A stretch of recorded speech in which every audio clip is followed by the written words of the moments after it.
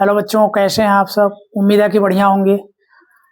देखो, इसके पहले हमने क्लास 7th में पढ़ा था समतल दर्पण पढ़ा। इसके अतिरिक्त उत्तल दर्पण, अवतल दर्पण, ठीक है, इसके बारे में हमने बात किया है।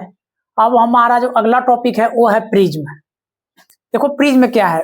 दरअसल जैसे हमने दर्पण के बारे में पढ़ा था, मिरर के बारे में, उसी तरह से ये प्रिज्म जो है ये भी ग्लास का ही बना हुआ होता है, लेकिन इसकी जो बनावट होती है कुछ अलग होती है। इसमें क्या होता है कि इस तरह से दो सतह होते हैं, ठीक है। जैसे ये साइड से और नीचे से इस तरह से बिल्कुल समतल सतह होंगे। नीचे वाला जैसे जो सरफेस आप देख रहे हैं, ऊपर के दोनों सरफेस जाकर के कोनों में मिले हुए हैं। अगर फिर हम इसको लेते हैं तो ये नीचे का हो जाएगा, ये दोनों कोनों में मिले हुए हैं। अगर इधर से इसको लेते हैं हम, ठीक है, तो ये आधार हो जाएगा, ये कोना हो जाएगा। फिर इसको लेते हैं तो ये दोनों कोने पे मिले हुए हैं। तो आप किसी भी तरह से देखोगे तो ये एंगल होता है। जैसे हम इसको ले लेते हैं P, Q या R, ठीक है ना। तो इसमें दो तरफ सरफेस होते हैं और एक तरफ इसका कोना होता है, ठीक है। ये प्रिज्म है।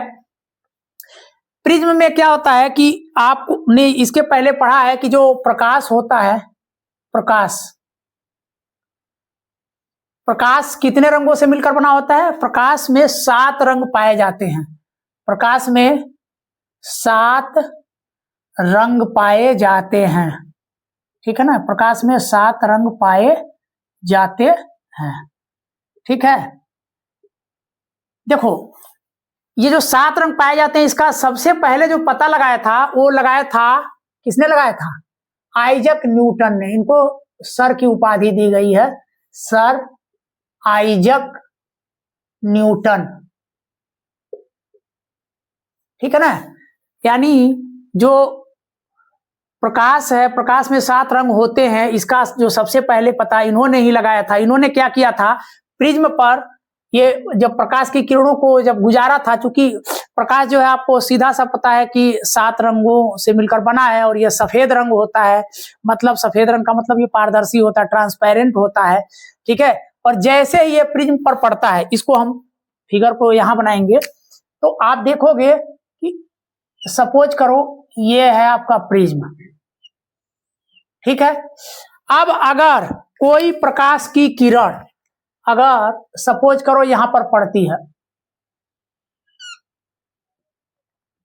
यहां पर कोई प्रकाश की किरण जब पड़ती है तो पड़ने के बाद क्या होता है, यह चूंकि इसमें जो 7 रंग है ये अलग अलग गतियों से इसके अंदर प्रवेश करते हैं और फिर ये क्या होता है, अलग अलग मुड़ जाते हैं। तो अब जो मुड़ने का इनका क्रम है, यहां से देखो, एक जो लाल रंग है ना वो सबसे कम विक्षेपित होता है, यानी ऐसे हो जाएगा, ठीक है। और यहां से जाकर के यह आगे निकलेगा, ठीक है। दूसरा थोड़ा सा उससे आगे आएगा, ऐसे हो जाएगा। तीसरा यहां से आएगा, ऐसे हो जाएगा। चौथा यहां से आएगा, ऐसे हो जाएगा।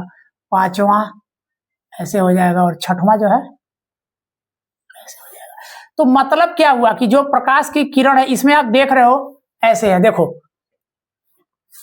इसमें क्या है कि अगर हम सामने एक पट्टी लगा दें, पट्टी का मतलब यह है कि हम इसको देखने के लिए यहां पर कोई एक इस तरह से आधार लगा दें तो हम इसमें क्या देखेंगे कि इस पर ये 7 रंग अलग अलग दिखाई देते हैं।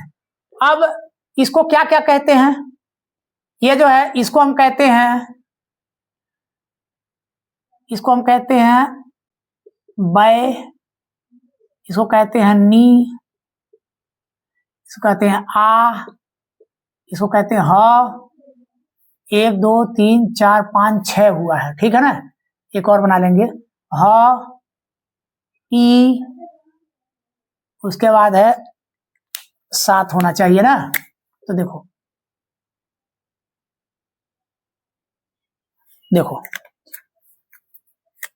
ना और ला, ठीक है। इसको कहते हैं बैगनी, नीला, ठीक है ना। उसके बाद है बैनी, आह, पिनाला, ऑरेंज है, हरा है, पीला है, ठीक है ना, नहीं आसमानी है, बैगनी, नीला, आसमानी, हरा, पीला, नारंगी, लाल। अब लाल रंग का तरंग दैर्ध्य सबसे अधिक होता है, जो लाल रंग है इसका तरंग दैर्ध्य सबसे अधिक होता है, ठीक है, इसीलिए यह सबसे कम विक्षेपण होता है। लेकिन नीला रंग का तरंग दैर्ध्य सबसे कम होता है, इसीलिए यह इसका प्रकीर्णन या फैलाव ज्यादा होता है, ठीक है ना। तो इसका जो है बैगनी का जो तरंग दैर्ध्य है सबसे कम होता है, सबसे कम होता है, जिस कारण से यह सबसे ज्यादा विक्षेपित होता है। समझ में आ गया, इसका तरंग दैर्ध्य अधिक होता है, ठीक है ना। तो याद रखना कि ये हमको किसी पट्टी पर ये सातों रंग अलग अलग दिखाई दे जाते हैं। तो न्यूटन ने इस प्रयोग को किया था, ठीक है। मान लो ये ए और बी कोई किरण है जो आकर के किसी प्रिज्म के सतह पर टकराती है, ये पी क्यू और आर ये प्रिज्म का कोना है, ठीक है ना। तो जब ये इसके अंदर प्रवेश करता है तो यहां से ये पूरा बिखर जाता है और किसी दीवार पर, किसी सतह पर, किसी सरफेस पर ये सातों रंग अलग अलग दिखाई देते हैं। अब न्यूटन ने क्या किया था, इसको प्रिज्म को उल्टा कर दिया था। तो जब उन्होंने उल्टा कर दिया तो ये सारे जो किरण है ना प्रकाश के, ये फिर से यहां पर ये जो फिर से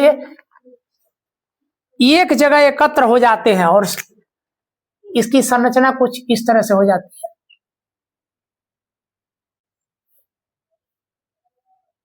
देखो अब ये क्या होंगे, यहां से इसको हम अगर ऐसे देखें तो इसको हम इसके अंदर कर लेंगे। अब देखो यहां से ना ये जाएंगे, यहां पर ऐसे आ जाएंगे, ठीक है।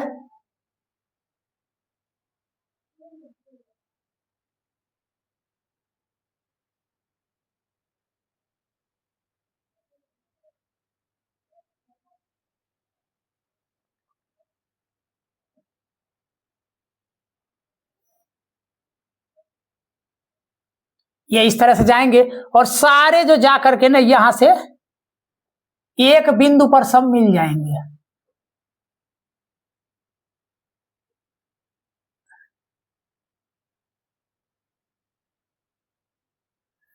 समझ में आ गया ना। तो ये यहां पर फिर जाकर के इस बिंदु पर ये क्या हो जाते हैं, मिल जाते हैं, ठीक है ना। तो ये इसको हम कह सकते हैं आर क्यू और पी, पी क्यू आर, ठीक है।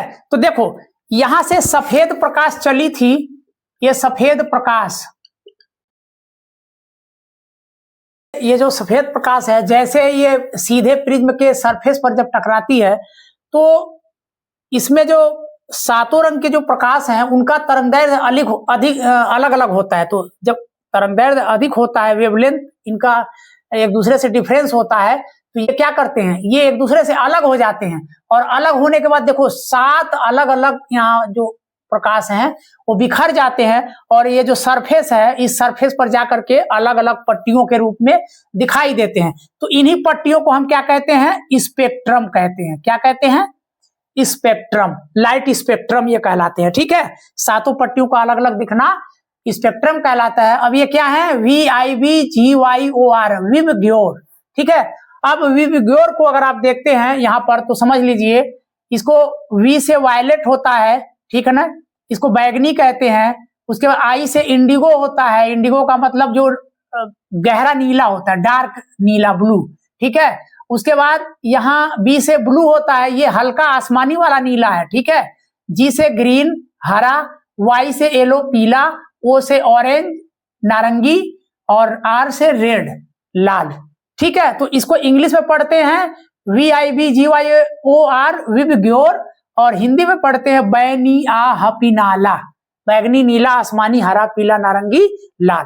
तो ये जो प्रकाश है, प्रकाश में ये सातों जो स्पेक्ट्रम के रंग हैं उनके ये नाम है, ठीक है। इसको सर आइजैक न्यूटन ने सबसे पहले प्रिज्म पर डाल करके विक्षेपण कराया था, ठीक है, और ये सातों प्रकाश के रंगों को अलग अलग करके दिखाया था, ठीक है। तो इसको कहते हैं डिस्पर्सन ऑफ लाइट, प्रकाश का विक्षेपण। अब न्यूटन ने क्या किया कि एक उल्टा प्रिज्म लिया और उल्टे प्रिज्म को रख करके उन्होंने ये जो सातों रंग के जो प्रकाश थे ये सरफेस पर आकर के अलग अलग दिख रहे थे, इसको इन्होंने क्या किया, फिर से उल्टे प्रिज्म पर आकर के इसको फिर से जब आपतन कराया तो ये जैसे ही उस उल्टे प्रिज्म पर जाते हैं तो जाने के बाद ये जानते हो क्या होता है, ये फिर से जाकर के एक बिंदु पर यहाँ मिल जाते हैं। ठीक है, और जो 7 रंग के अलग अलग प्रकाश दिखाई दे रहे थे वो फिर से सफेद प्रकाश के रूप में दिखने लगते हैं, मतलब सातों रंग एक जगह मिल जाते हैं और ये सफेद पारदर्शी प्रकाश बन जाते हैं। ठीक है, तो इसको हम कहते हैं डिस्पर्सन ऑफ लाइट या प्रकाश का विक्षेपण। ठीक है, हमेशा याद रखेंगे इन सातों रंग की पट्टियों को स्पेक्ट्रम कहा जाता है और ये जो स्पेक्ट्रम है वे विबग्योर या बैनी हपी नाला कहलाते हैं। ठीक है, और याद रखेंगे कि प्रकाश में 7 रंग पाए जाते हैं। इन सातों रंगों को सर आइजक न्यूटन ने सबसे पहले अलग अलग करके दिखाया था। तो उम्मीद है कि बच्चों आपको ये अच्छी तरह समझ में आ गया होगा। अगली वीडियो में एक और मजेदार और रोचक तथ्य लेकर आपके सामने आएंगे। तब तक के लिए धन्यवाद, थैंक यू।